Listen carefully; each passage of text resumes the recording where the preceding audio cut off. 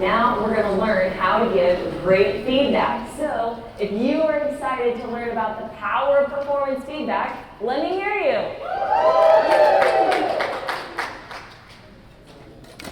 Okay, let's see how we did on our cheering. Oh, come on.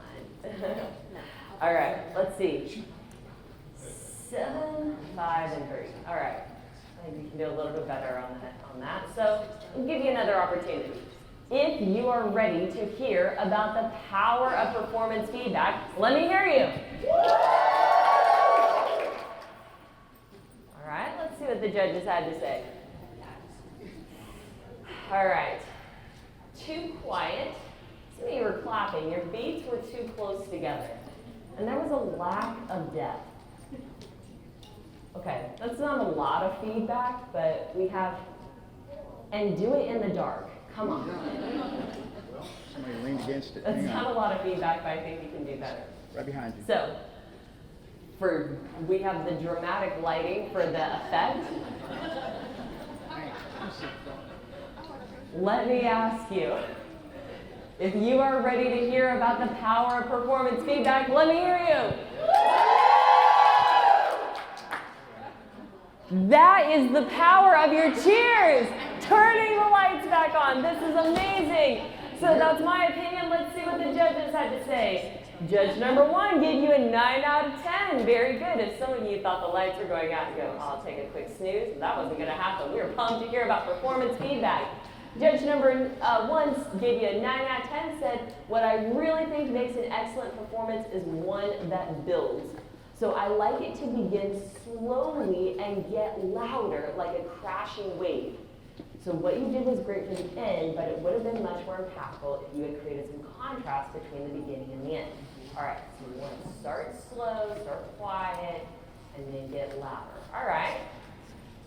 All right, sounds good. Judge number 1. Let's see what judge number 2 had to say. Judge number 2 said you can also increase the crescendo, be a musician, by starting with slower, quieter clapping, but then getting faster towards a real triumphant ending. Okay, all right. Thanks, judge number 2. Judge number 3 gave us a 6 out of 10. We will not let them outdo us. So if you're looking for a sharper sound as well, you keep clapping with the middle of your hands, but this judge really wants a sharp sound to give it some definition. All right, a little particular, but now we have some feedback. We know we want to start slow, we want to get faster. We want to start quiet, we're going to get louder. We know the technique we want to use for our clapping. So we now have a lot of feedback. This is our final go. I'm going to ask, if you are ready to learn about the power of performance feedback, let me hear you.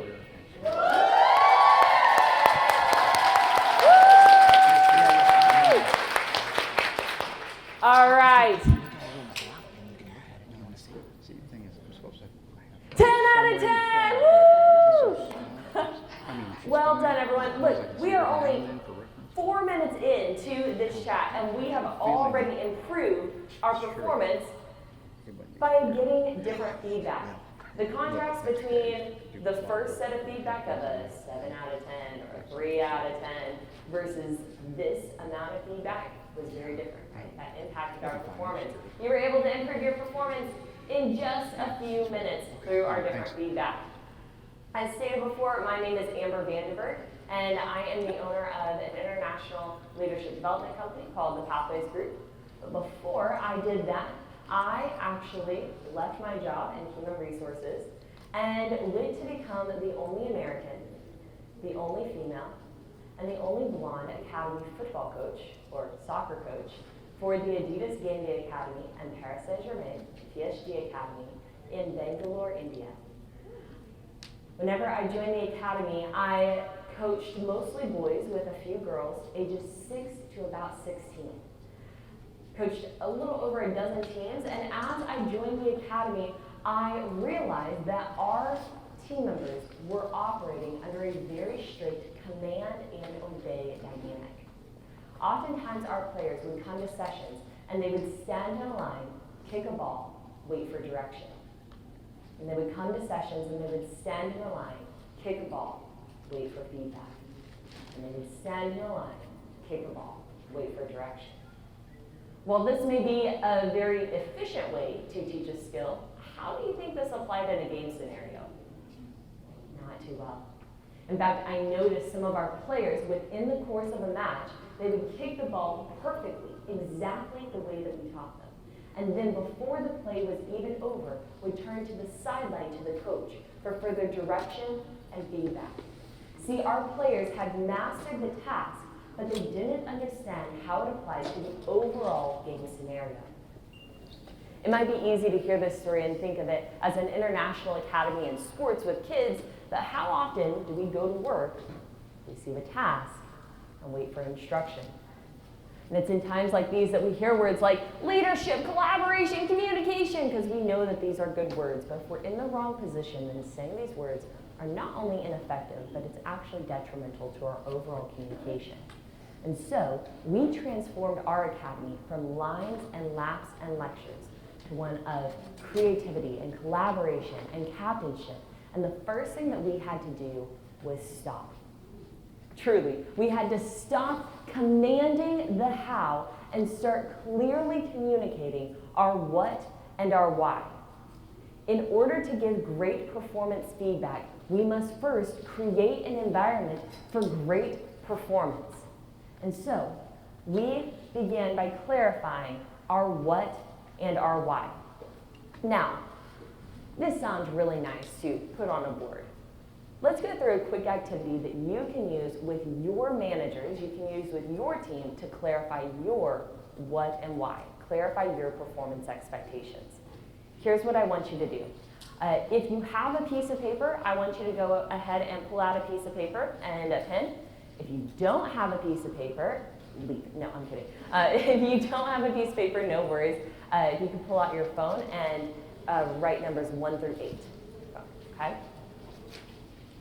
If you have a piece of paper, what I want you to do is I want you to turn the paper landscape-wise, or hot dog, if you're a hamburger hot dog paper person. And I want you to draw 1 line horizontally and 3 lines vertically, so you'll have 8 boxes.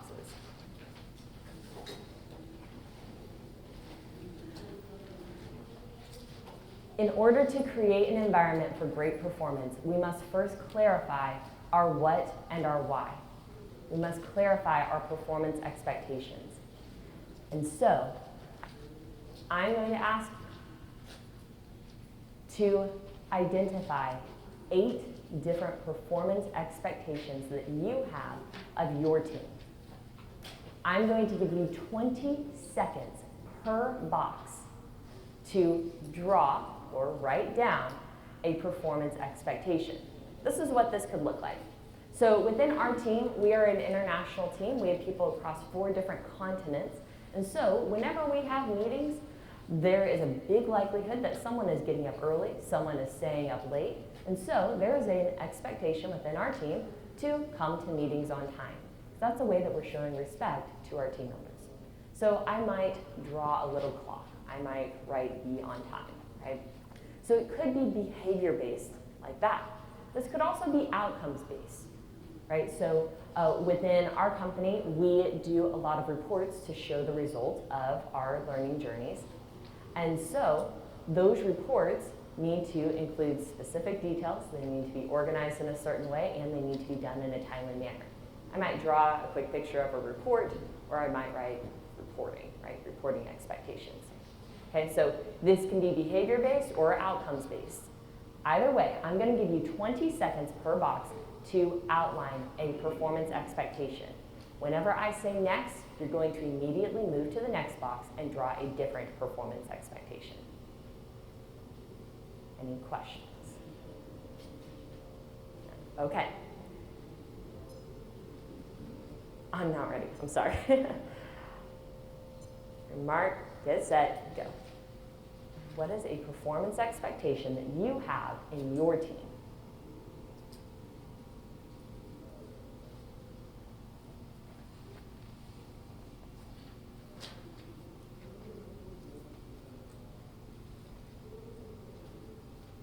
Okay, you're on to that next box.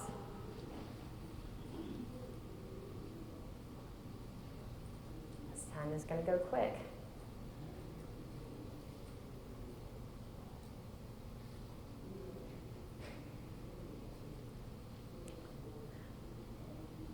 Okay, you're on to that next box.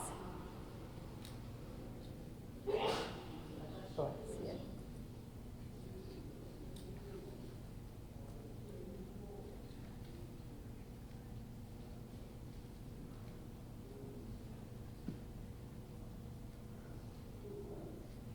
All right, you're on to the next box.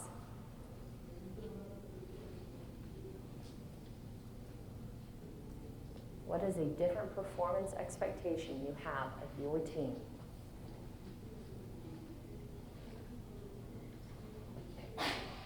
Bless you. All right, you're on to that next box.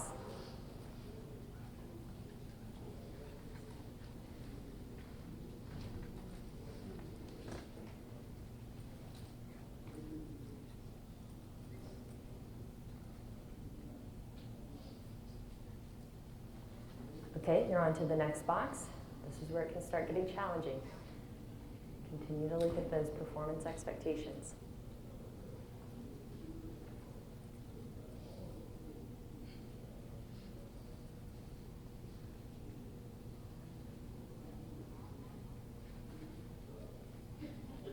Okay, next box.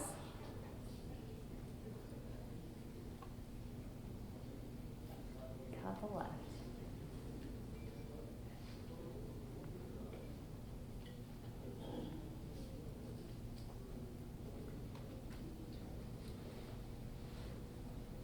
All right, last box.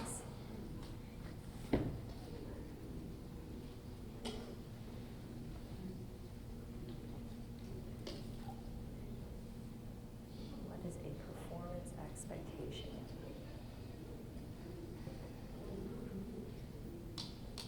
All right, 3, 2, 1, and done. Okay, give me some feedback, a fist to 5.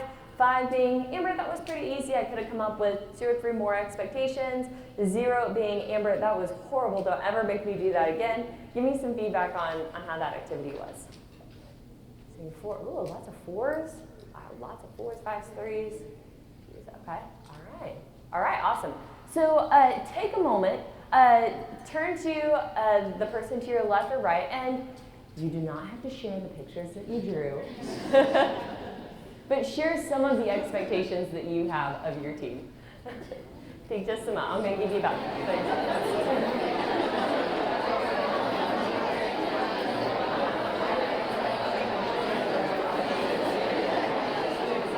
I'll partner up with you.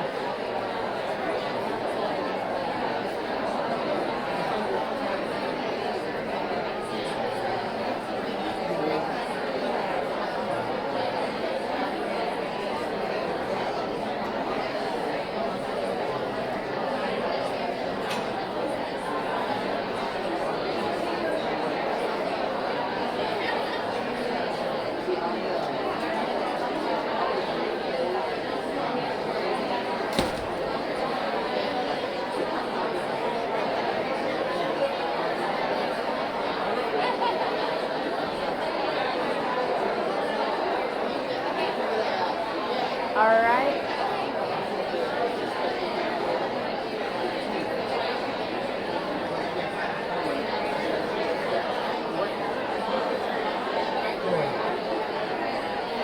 Yeah.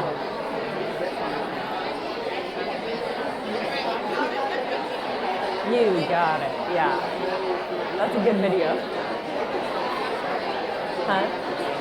Yeah, like a good video. Yeah, is that a video? Yeah, like a video. Was that a video? Yeah, that's perfect. All right, go ahead and finish up. You have about 10 seconds left, and then come up here.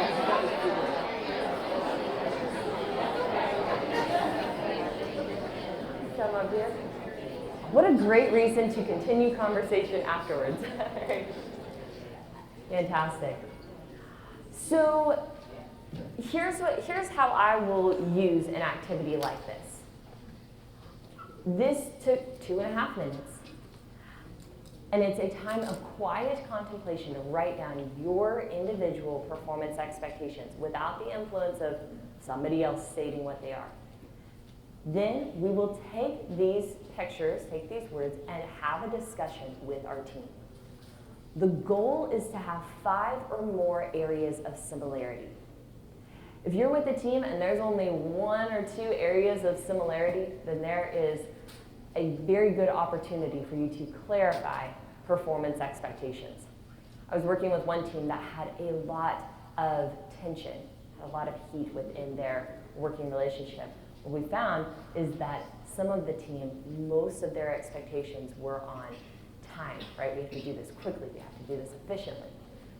The bride team said, I had time, but we want quality, we want high quality, right? It wasn't that one was right and one was wrong, but there needed to be a clarity of the direction in which they were moving, right? What are the values that we have?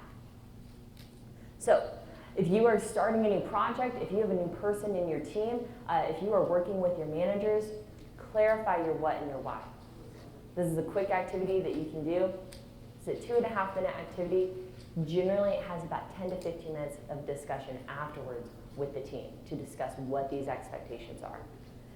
If you do have 5 or more areas of similarity, then that's very good. The next conversation should be, what are we going to do if those expectations are not met? So here's what I want you to do. I want you to look down at your piece of paper, look down at your list, and I want you to ask yourself 2 questions. First, does my team know that these are performance expectations that I have of them? Not, are these expectations they should know? Do they actually know that these are performance expectations? The next question I want you to ask, does my team understand why these are performance expectations? We're not starting meetings on time just because Amber wants meetings to start on time. We're starting them on time to show respect to our team members, the people that are getting up late early, right? It's the way that we're showing respect. Now, what this looked like in the football pitch, what this looked like on the soccer field, was not a dramatic shift in our communication. It was a slight pivot. So rather than stand in a line, kick a ball, wait for instruction, we provided challenges. So from here, kick the ball to knock down those 3 cones. Because in order to do that, you're going to have to kick with power and precision. And in a game scenario, whenever you pass, whenever you kick, whenever you shoot, you're also going to have to kick with power and precision. From challenges like these, I saw some of the most heated debates I'd ever seen amongst 7-year-olds, trying to decide if the best way to kick the ball was with the infoot or with the laces. In reality, both ways were right. And so we were able to expand our toolbox of resources. See, through an opportunity for ownership in the how, we created an opportunity for more conflict. We were having conversations over complacency. We were challenging our norms. Now, this felt like it was exposing something that was wrong. We now were having more healthy conflict. Right? We were having conflict, and we didn't want to create an environment where there would be more conversations over complacency and not equip our team to handle these conversations in a healthy way. And so we began having proactive conversations. Now, proactive conversations is a quick activity that I will do, again, with a new employee. You can do with your managers. You can do if you are starting a new project. And a proactive conversation looks a little something like this. We've outlined our expectations. At some point in our working relationship, there's going to be tension. At some point in our working relationship, there's going to be conflict. And so while the emotions are low now, let us proactively discuss how we're going to handle that situation whenever it inevitably arises. Especially if you are in an international team or a cross-cultural team. If you are in a remote team, a proactive conversation is critical. Now, I want you to get much more specific than if there's a problem, bring it up. Come up with a game plan. For some teams, this could be, for some teams that have worked together in the past, this could be identifying past challenges. We've had tension here before. What are we going to do moving forward? Right, so I was working with one team that had a known challenge of having circular conversation and not making a decision. Right, they'd have a whole lot of talk and not a lot of action. And so this was a known challenge. And so they had a proactive conversation. They were getting ready to start a big project, and they said, okay, how are we going to work on this project to make a decision in a timely manner? They decided to time box their conversations. So they would bring up a challenge, they would discuss the challenge, right, have that in a time box, and then have time for final remarks. And then they said, Elmo, enough, let's move on. Right. So they called their time box Elmo. I was with a developer team that had a challenge of scope creep, right? So they would always want to add in new things, refine new things before they would roll out new products. This may sound nice, but what happened is it was impacting their deadlines. And so what they did is have a proactive conversation, and they clarified the standards. They said, once our product meets these standards, then it's Getmo. Good enough to move on. We're going to roll it out, and then if we want to add something new, if we want to refine something, we'll put that in the next iteration. Right? So for some teams that have they're already working together, a proactive conversation may look like that. For some teams, it could be more of an interpersonal conversation. For example, I am a big picture, visionary type of person. I can see the forest. I need people on my team that see the trees. We complement each other, but there is a big likelihood for tension, for misunderstanding. So we have a proactive conversation. How are we going to handle these situations whenever they arise?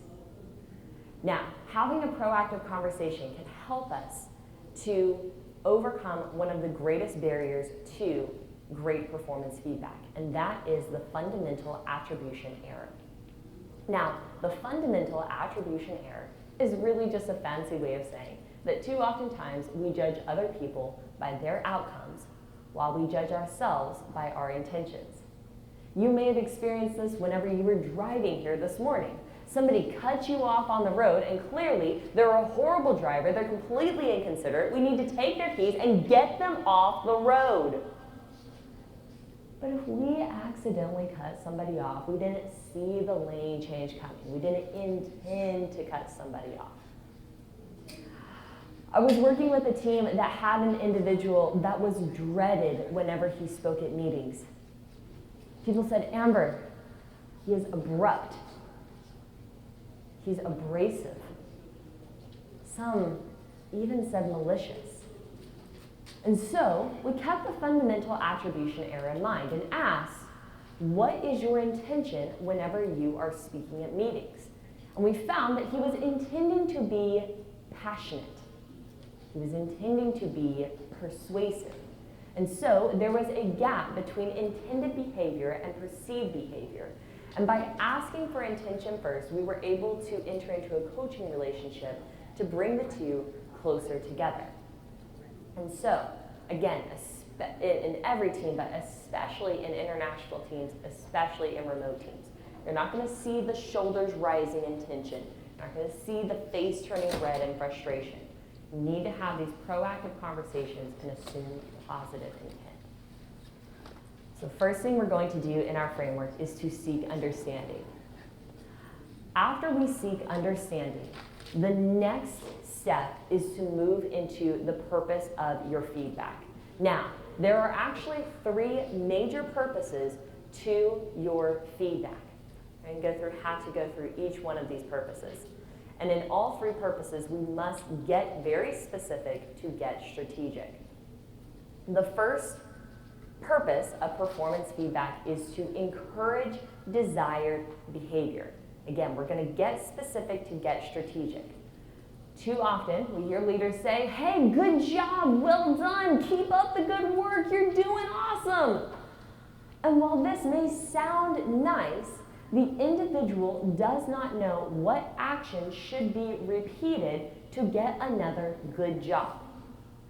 Effective performance feedback, effective encouraging feedback, means that the individual knows what performance should be repeated. And so, when giving encouraging feedback, I want you to address two things. First, what is the action that should be repeated? What is the behavior that you want repeated? What's the attitude that you want repeated? And next, I want you to address why. Why was that effective? Why do you want that repeated? Add purpose. Is it just because Amber likes this done this way? We had a person last week from our team that again, we do reporting. The person put together their report in a way that was well organized. It had the right details that we needed, and it was completed in a timely manner. Because it had the right details, it was well organized and done in a timely manner, we were able to make an informed decision on how to move forward in a timely manner. Now, I could have just said, hey, good job on the report. By giving just a few extra words, the individual knows what should be repeated, what was good about the report, and the impact, the positive impact of that desired behavior. So with encouraging feedback, we're going to state what should be repeated, why should it be repeated. The second purpose of feedback is a little on the other end. Correcting undesired behavior. Whenever giving correcting feedback, we are going to use that what-why model twice. Whenever giving correcting feedback, again, we're going to first seek understanding, and then we are going to discuss what is the undesired behavior. What is the undesired behavior, and why is that undesired? Right? What's the undesired behavior? Why is that undesired? Then we're going to go into a second level. What is an alternative behavior? Right? If you don't want me to do this, then what are we going to do? Right? What is the alternative action? What's the alternative attitude? And then we're going to move into why. Many times this second why is forgotten. This is where you get the buy-in, right? So what is the undesired behavior? Why is that undesired, right? What was ineffective? Why was it ineffective? What is the desired alternative action? And why is that desired? Why is that going to be effective, right? Why do we want to do this alternative action? Ideally, this is more of a conversation within our team. I'm pausing for any questions on this specifically. Yes. Yeah.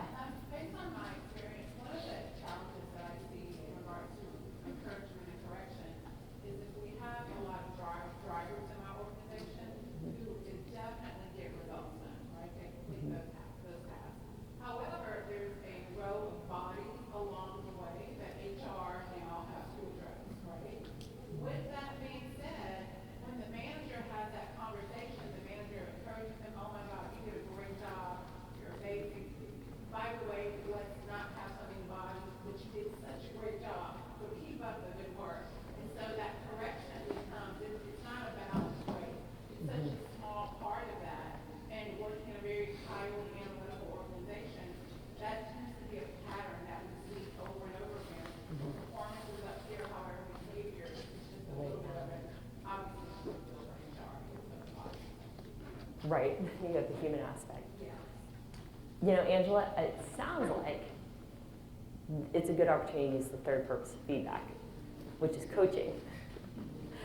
That's a good, but I want to address your question. So in coaching feedback, we are also going to use that what-why model twice, but it's going to be a slightly different approach, right? So in coaching, we're not saying don't do this instead. That's correct. This is a problem, right? This is how this is the solution that we've come up with to fix, right?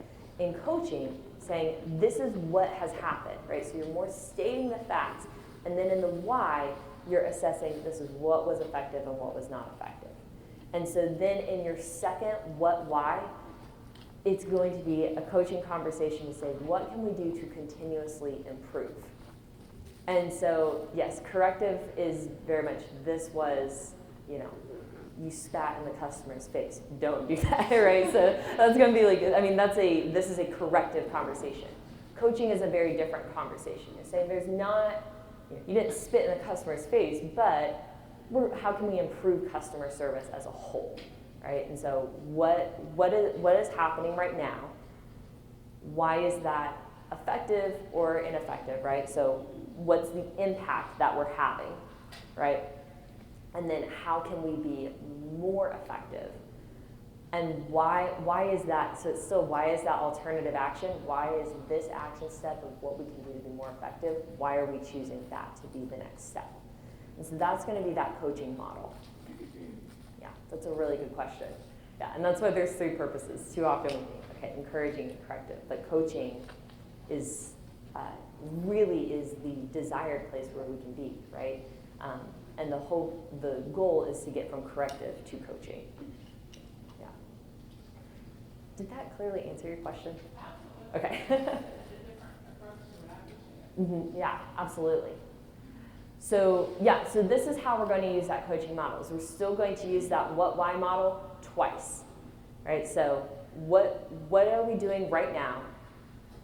Why is that somewhat effective, right? So, and then what is going to be the alternative action, right? What are we going to do to continuously improve? Maybe what we did right now was somewhat effective. What are we going to do to be more effective? And why do we want that alternative action? Right? Why do we want that progress? How is that going to have a better impact? Yeah. And again, the goal is to get from corrective to coaching. So, we're going to seek understanding. We're going to move into the purpose of our feedback. After that, we're going to clarify the action step. Sometimes, when giving feedback, it might feel like you're playing Mad Gabs, like we did at the beginning, for those of you that were here earlier, right? But I was saying, wander her womb hen. I don't know what that means. And someone else is saying, no, she's saying Wonder Woman. Wonder who hit, right? So sometimes it can feel like we're playing a bit of Mad Gabs. Sometimes, whenever I think about the importance to clarify an action step, I'm reminded of one of my favorite childhood stories. And that is Amelia Bedelia. Now raise your hand if you read Amelia Bedelia as a kid. I'm seeing so many Amelia Bedelia fans. Okay, awesome.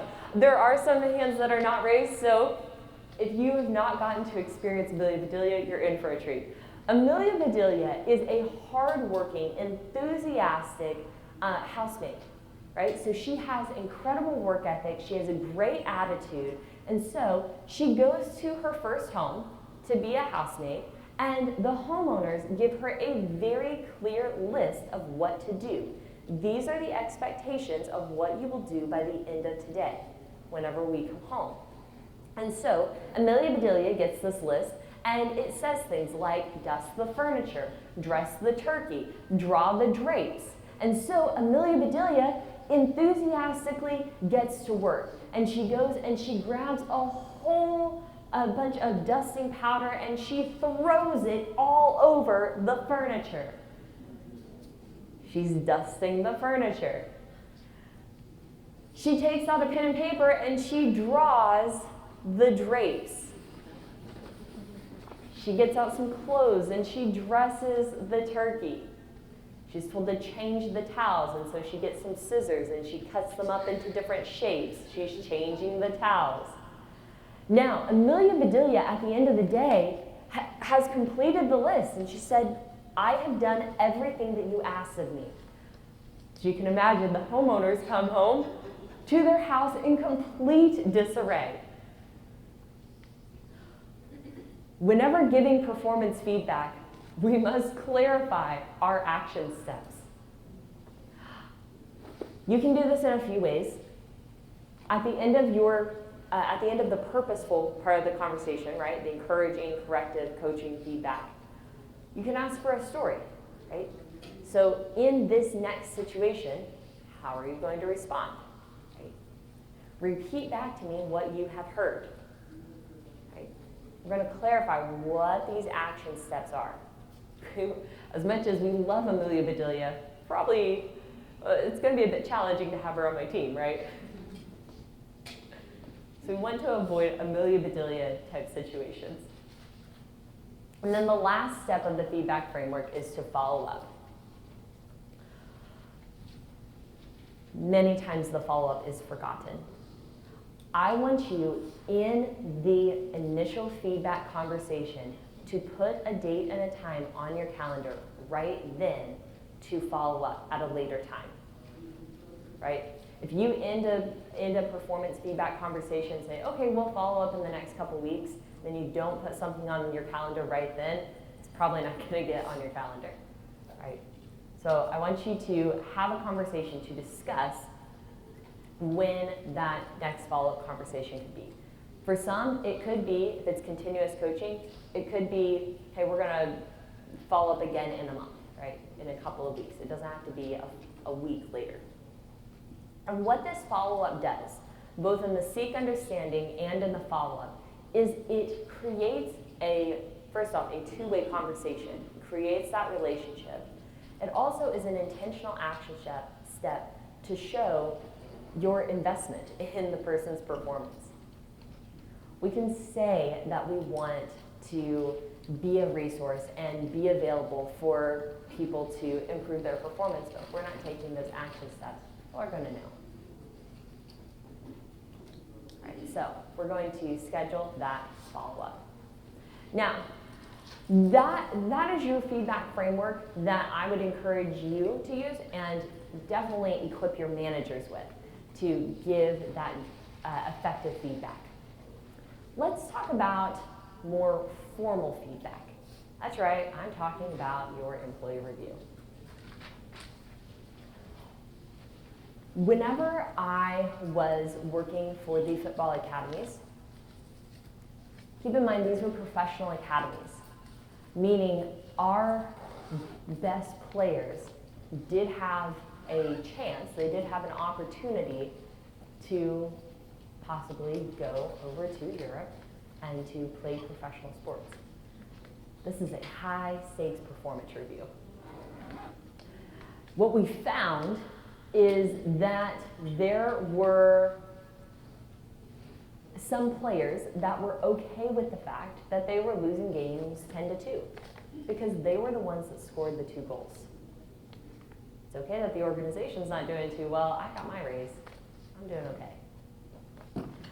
We found that there was more focus on the scorecard than the scoreboard. And so we spent time as a full coaching staff re-evaluating what metrics we were measuring. And so this didn't mean that we threw out the scorecard altogether. We could still lose a game 10-2 and your scorecard could look okay. But we were looking at your contribution to team success. Right? Are you helping out whenever there's a challenge? Are you helping to champion the success of your team members? Or are you going and scoring the goal and then not running back to help everyone else out? Scored my goal, got my point, we're done. As we reassess the impact of what our metrics were that we were measuring, it dramatically impacted the focus from the individual scorecard to the overall scoreboard.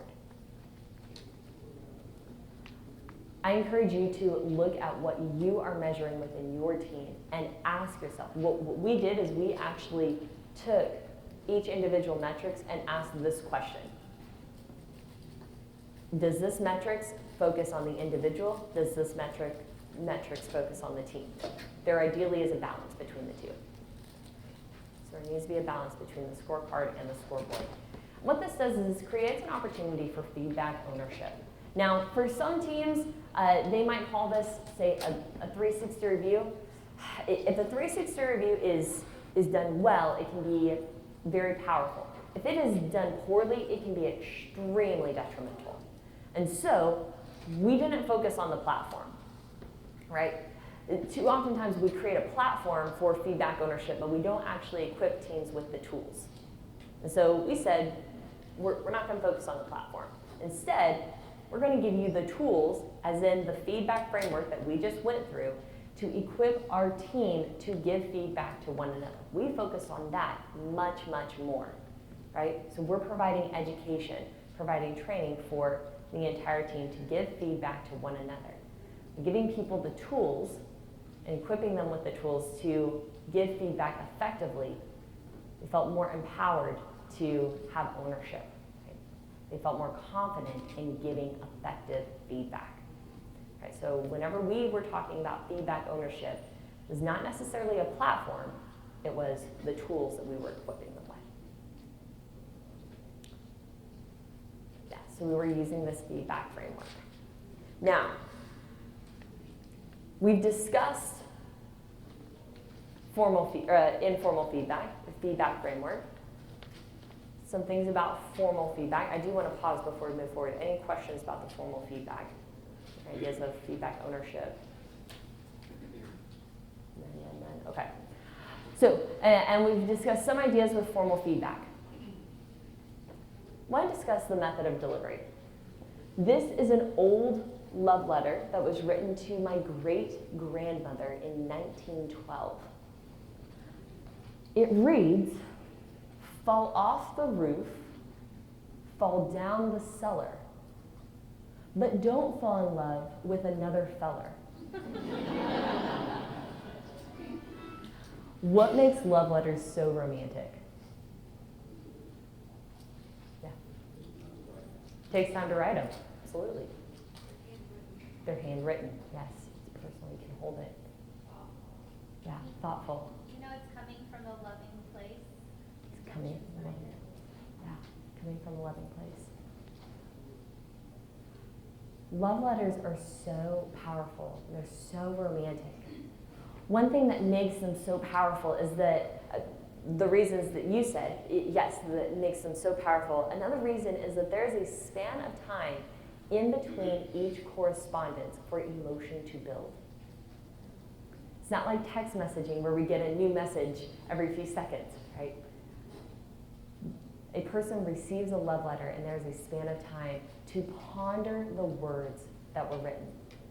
There's a span of time for emotion to build.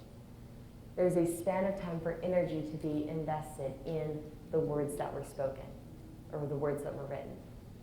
Now, this is super, super desired with love letters. This is not desired with email. Sometimes we might have a conversation that could be lower in emotion, but now we are 2 days into emailing back and forth. We are on email 27, and we are emotionally invested in the email conversation that could have been a 5-minute phone call.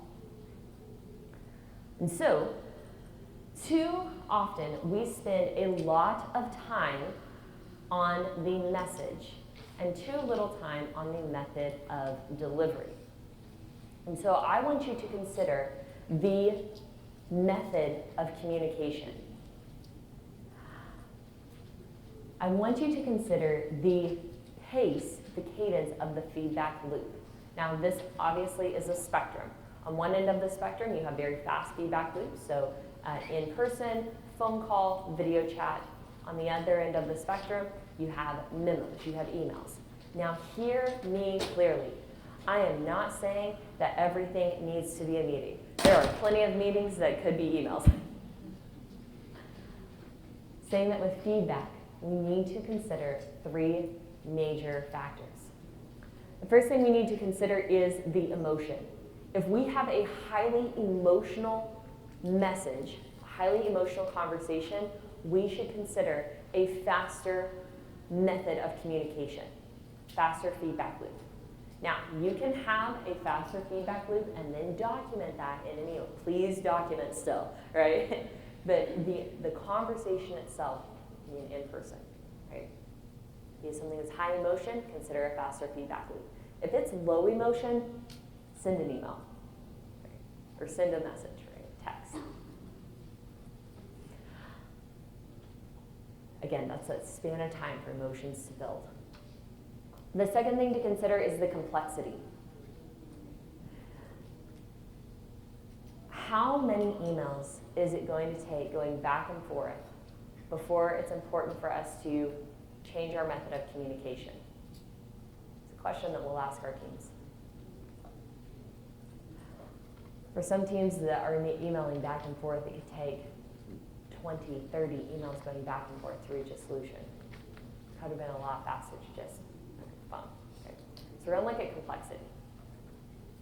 If you are in have a message that might have a lot of questions, that probably is going to have a lot of follow-up, you need to consider faster paces of communication. Right?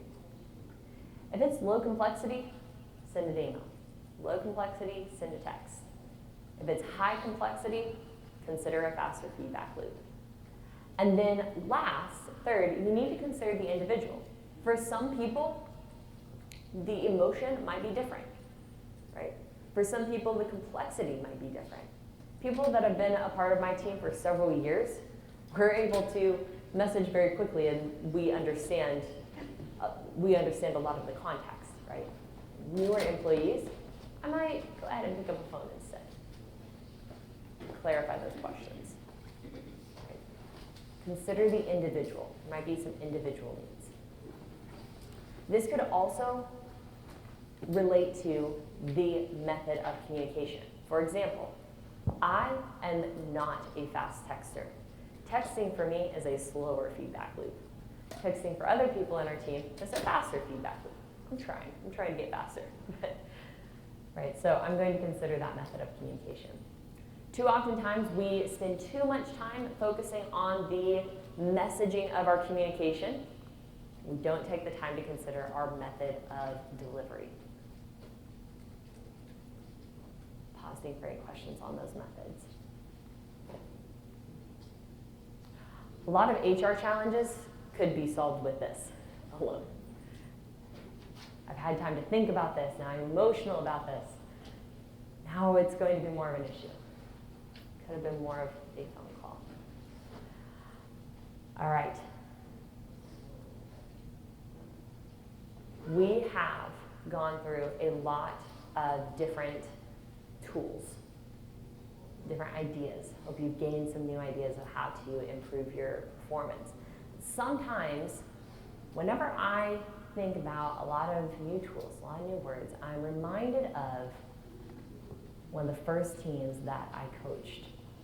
And this is one of my youngest teams that I coached. I had a player who was 6 years old, and his name was Achintya. Now, Achintya was so excited for his very first day of football. On his first day, he came running out onto the field, and he began yelling, "Pass, pass, pass!" Now, I noticed that Achintya was yelling pass even whenever the other team had the ball. I noticed that Achintya was yelling pass whenever he was miles away from the action. And I noticed that Achintya was yelling pass whenever he had the ball. So then he was running with the ball, going pass, pass, pass.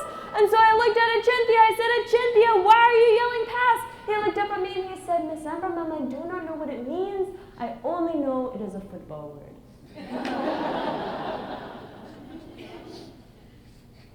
You know, sometimes I hear organizations sound a little bit like my friend Achintya. Yelling leadership, feedback, communication, teamwork, collaboration, we got this! Because we know that these are great words that can lead to big goals. But if we're in the wrong position, if we're miles away from the action, or even if we have the ball and we don't know in which direction we're going, then saying these words are not only ineffective, it's actually detrimental to your overall communication. Eventually, the team is going to tune you out. Keep on asking for that employee feedback. You're not doing anything with it. They're going to start tuning you out. You're saying pass. But if we first take the time to clearly communicate our expectations, clarifying the what and the why, and providing opportunities for ownership within the how. If we take the time to have those proactive conversations using that feedback framework to check for understanding, give purposeful feedback, clarify an action step, and follow through. We take the time to reassess our metrics and where our focus is, what we're measuring. We take the time to give our feedback not only the right message, but the right method, then we'll be in a position to yell pass, to receive the ball, to move forward, and to score really big goals within our organization. Last stretch of the day. I want everyone to raise their hand as high as they can. Okay. Now, I want you to go just a little bit higher. Wow. Notice that whenever I told you all can put your hands down. Notice that whenever I told you all to put your hand as high as you could, everyone went pretty high. But whenever I asked you to go just a little bit higher, every single person in this room was able to go just a little bit higher. What's the power of performance feedback? It's the ability to take someone's highest and go just a little bit higher. I want to thank you all so much for having me here today. I have just a few minutes for any questions that you have. Thank you so much. Oh.